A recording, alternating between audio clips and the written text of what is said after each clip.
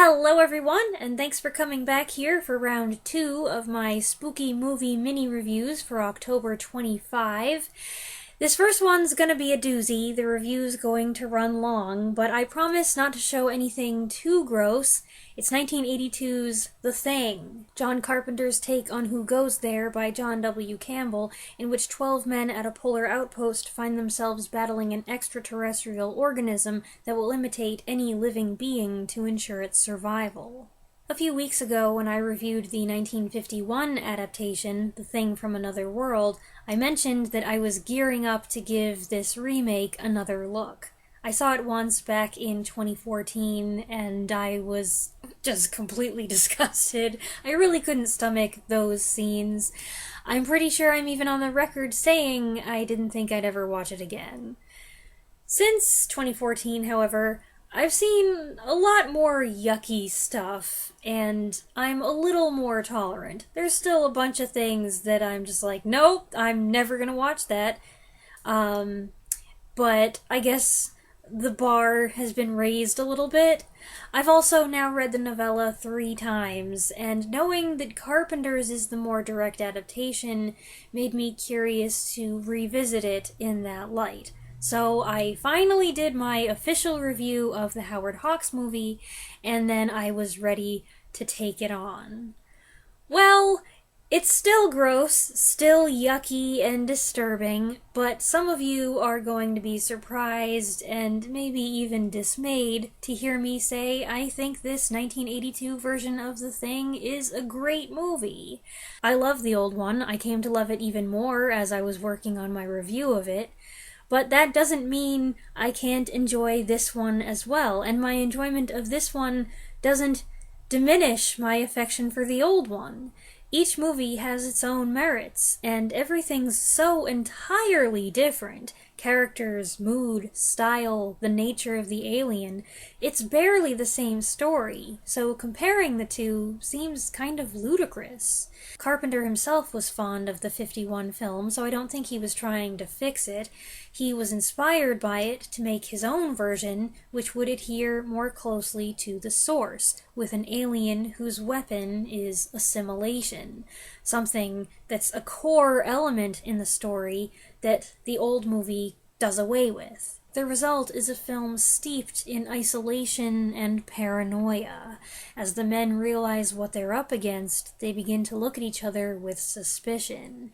In this remote, icy setting where being part of a team is your best bet for survival, each man is forced to distrust his companions.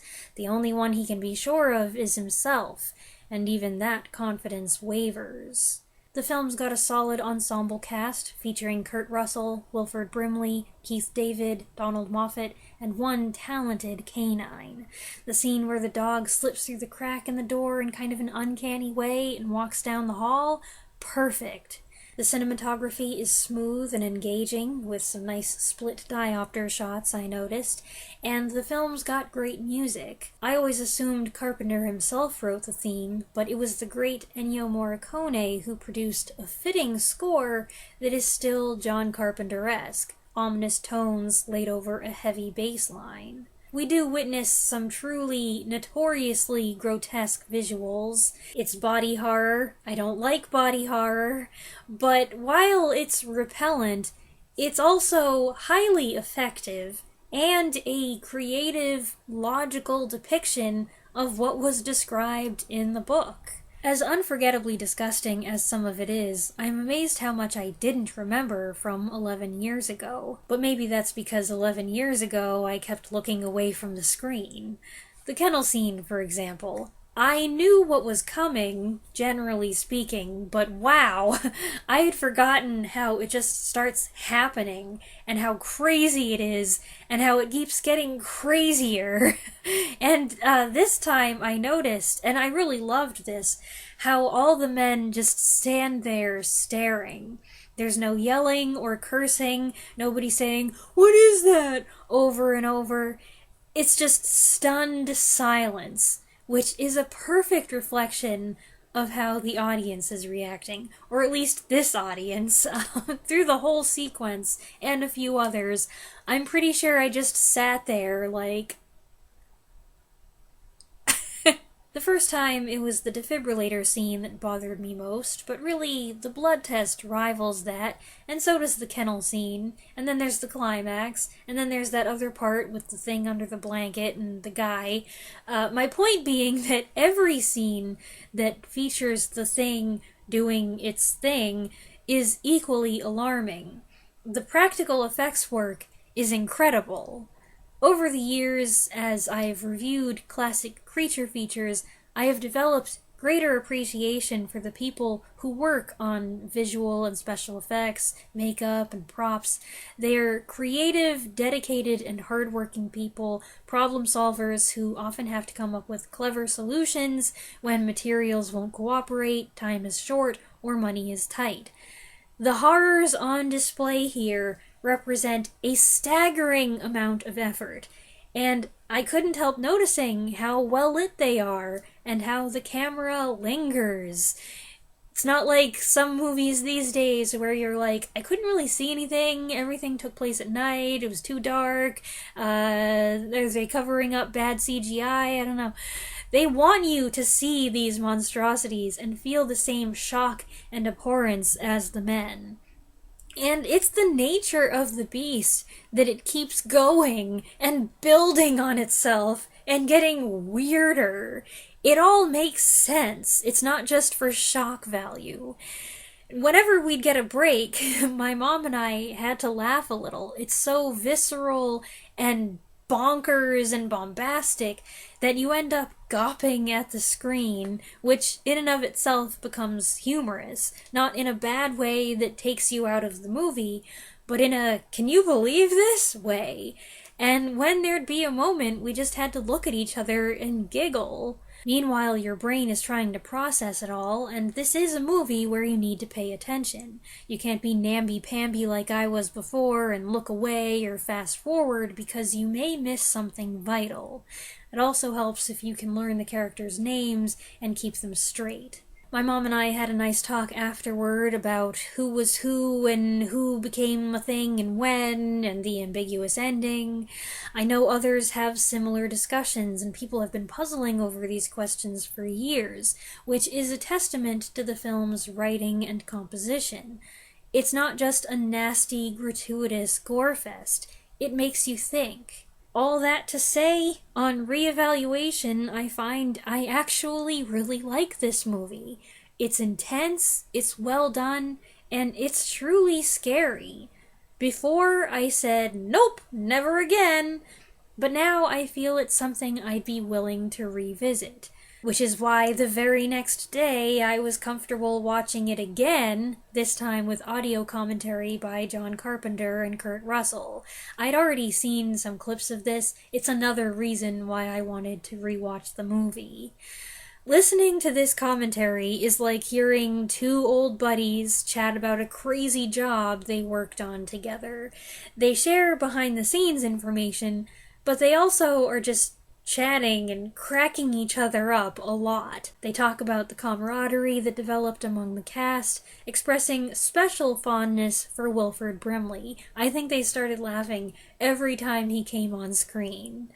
They talk about the awesome lighting, camera work, and set design, reinforcing some observations I'd made myself and pointing out details I had missed. I hadn't realized how dangerous the shoot was, thanks to freezing temperatures, explosions, hot dripping flares, which in Russell's case had to be held very close to his face, and noxious fumes. And I loved hearing that, just like the audience, the cast and crew became so obsessed with the question, do you know if you've become the thing, that they'd sit around for hours debating it. I am astonished to report that the only time I looked away during both viewings was when they were taking a blood sample.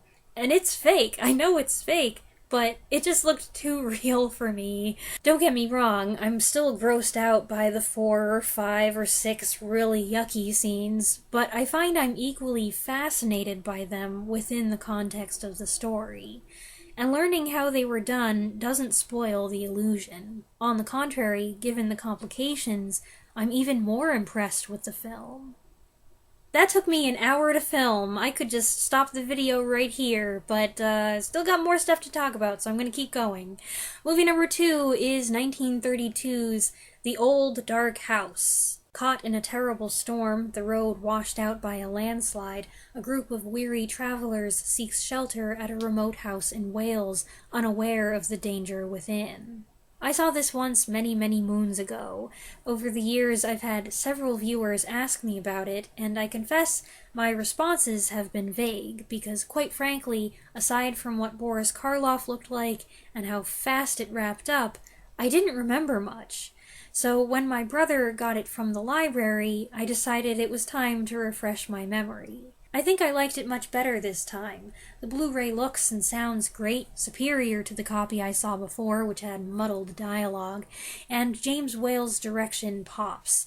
The cast is excellent as well, full of familiar faces like Karloff as the mute, leering butler, and Ernest Thesiger, Dr. Pretorius from The Bride of Frankenstein, as the sneering host. Meanwhile, the unwanted guests are played by Raymond Massey, Gloria Stewart, Melvyn Douglas, Charles Laughton, and Lillian Bond. These characters are all entertaining, particularly Laughton and Douglas. The creepiest character, I think, is the house's owner, a religious zealot played by veteran stage actress Eva Moore, who makes it no secret how much she dislikes everyone. It's amazing that Gloria Stewart doesn't insist on leaving after their private talk, but alas, there's nowhere to go. The film covers this one nightmarish night where everyone's stuck together in this house while the lights are flickering and the storm's raging outside, and a lot of what makes it scary is the atmosphere, the way everything's shot, and how strangely the inhabitants behave. There are also some startling attacks, including one part where the assailant tries to bite the victim's throat. This is a year after Dracula, when they avoided showing any biting, and yet here's somebody going straight for the neck. The relationship speedrun is a bit silly, and the film has a hasty, underwhelming finish. But it's got an exciting climax, there's wit and romance, and the amount of china, crockery, furniture, and house that gets destroyed is remarkable. Number 3 is a TV movie, 1972's The Screaming Woman. Olivia de Havilland plays a rich older lady who's recently been released from a sanitarium. When she claims to hear a woman buried underground calling for help, everyone insists she's just having a relapse. The quality of this 70s TV movie is much better than you typically find, thanks to Kino Lorber's vibrant Blu-ray restoration. Based on a Ray Bradbury story, the film runs just 73 minutes, and it briefly reunites Olivia de Havilland with her friend, and mine, Joseph Cotton. Walter Pidgeon also puts in an appearance. It's got a bumpy start. In her first couple scenes, de Havilland sounds like she might be dubbed, and as we watched her come screaming out of the woods, I began to fear that this would be an undignified role that did her a disservice. But halfway through, it gets a lot better, chiefly because de Havilland takes the reins. I literally thought to myself, there she is. Granted, it's far from her best film, and the script does require her to run and crawl around in her Edith Head costumes, but de Havilland rises to the challenge and saves what could otherwise have been a mediocre movie with an unlikable cast. Props also to Ed Nelson, who plays his part well. This turned out to be a decent thriller with a rewarding and eerie payoff. Movie number 4. Last week I reviewed AIP's I Was a Teenage Werewolf and I Was a Teenage Frankenstein, both from 1957. A few viewers suggested a film that goes with them, 1958's How to Make a Monster. And even though I already have more spooky movies than I can possibly get to this month, after looking it up, I felt I needed to fit it in. 1958's How to Make a Monster. Robert H. Harris stars as Pete, a makeup artist who specializes in monsters. When he's fired by a studio head who sees monster movies as a thing of the past and would rather make flashy musicals, Pete uses his monsters to get his revenge. This was interesting, unlike anything I've seen before, though it uses certain visuals that are very familiar. Gary Conway reprises his role as Frankenstein's monster, while Gary Clark replaces Michael Landon as the werewolf. They're wearing the same makeup, same costumes, everything. It's a clever way to reuse those designs and give fans of those movies a treat with a twist. Note these actors are playing actors who are playing the monsters in a fictional film within the film. There are some amusing moments here, like Clark walking in full makeup across the lot crowded with tourists, or Conway being interviewed by a couple schoolgirls who ask just one question. But Harris plays it straight, his character no doubt inspired by Jack Pierce, who designed the iconic makeup for Universal's Frankenstein and the Wolfman, among others. I also wondered if a certain scene was inspired by The Mystery of the Wax Museum or its 1953 remake, House of Wax. Pete is a guy that you feel sorry for until he takes things to the extreme and uses his children as he views them to kill people. That's an overreaction. Surely he could find work elsewhere. Like in Teenage Frankenstein, there's a switch to color, this one a satisfying 10-minute sequence that gives the movie some punch at the end. And the overall result is a surprisingly meta production that scores points for originality. That said, if you ask me, it doesn't hold a candle to I Was a Teenage Frankenstein. I'm still thinking about how good that movie was. Movie number 5 is 1987's Near Dark. In this horror western, Adrian Pastar plays a cowboy whose attraction to a soft-spoken, mysterious young woman, Jenny Wright, gets him a bite on the neck. Soon he becomes sick and turns, unaware what's happening to him, as her family of vampire outlaws takes him on their cruise through the South looking for victims. This unique genre mashup was directed and co-written by Kathryn Bigelow, and its cast features Bill Paxton, Lance Henriksen, and Jeanette Goldstein, who were all heavily featured in Aliens the year before. Aliens was directed by James Cameron, Bigelow's future ex, and you may notice 22 minutes in that Aliens is actually showing at the local movie theater. As an Aliens fan, it's interesting to see Bishop and Vasquez as vampire lovers, while Paxton's Severin is not unlike Hudson, a crazy, cocky rebel hamming it up with one-liners. All three of them are excellent. There's also a child, Homer, who's really an older man trapped in a boy's body, a source of endless frustration for him. Honestly, I thought Homer was kind of a creep. These are charismatic villains who love being bad, love the chaos and the bloodlust and the power. These vampires, never called such in the film, are very strong, they can't abide sunlight, and they have a nightly need for blood. I would say that appearance-wise, they're not objectively beautiful or perfect the way some movie vampires are supposed to be, but they are alluring or sexy in a grungy, dangerous way. The film looks great. It's got very good lighting, effects, costumes, makeup, especially for the toasted marshmallow effect, and the unofficial star is the great soundtrack by Tangerine Dream. The final third is somewhat undermined by a couple questionable plot conveniences. Still, it's a pretty good movie. It's visually stunning, and most of the performances are engaging, and I kind of liked it, except for the blood-sucking scenes, and it also gets pretty sadistic. I didn't enjoy that, but vampire movies are hit or miss with me anyway. And movie number 6 is another rewatch, 1988's The Blob.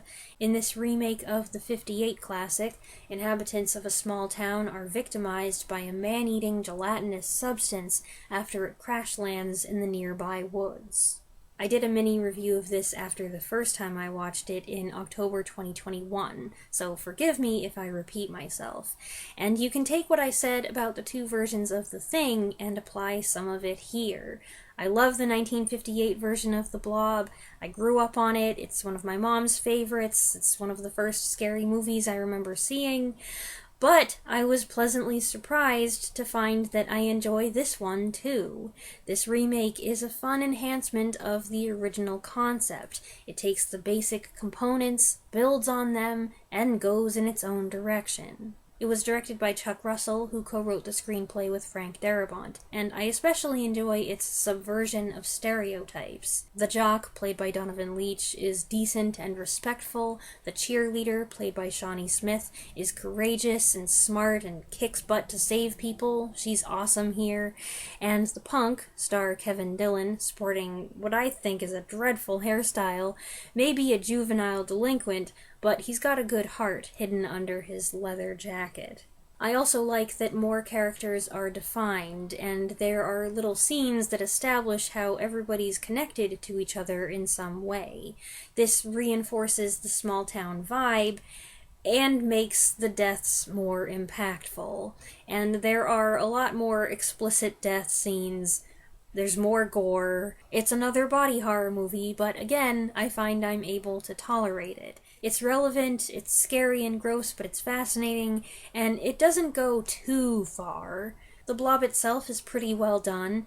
It's not so different from The Thing, actually, where there are recognizable bits from previous victims mixed in. Not all of the effects are created equal, and it is odd that the Blob is often more pinky purple than red, but that may have been a concession to test audiences who felt that red was just a little too much. The film does get off to a slowish start, but fortunately you don't have to wait too long for the good stuff. And I think the appearance of sketchy men from the government in hazmat suits is a great addition to the plot. There's one scene that starts to get date rapey, and that's uncomfortable, but it leads to a satisfying payoff. And I still don't care for the final sequence. I think it's too on the nose, it's obvious where it's going, and it takes too long. I just don't like it. But in general, I think this is a very good film. It has some horrific visuals and memorable demises, a sinister twist and a great strobe sequence, some amusing lines and ideas and gruesome props, all of which help make it a creepy, entertaining, R-rated take on the original that definitely stands on its own. You may be thinking, hey Weaselberry, you watched The Thing, you watched The Blob, make it a gross 80s remake triple and do The Fly. Sorry, nope, that's not happening.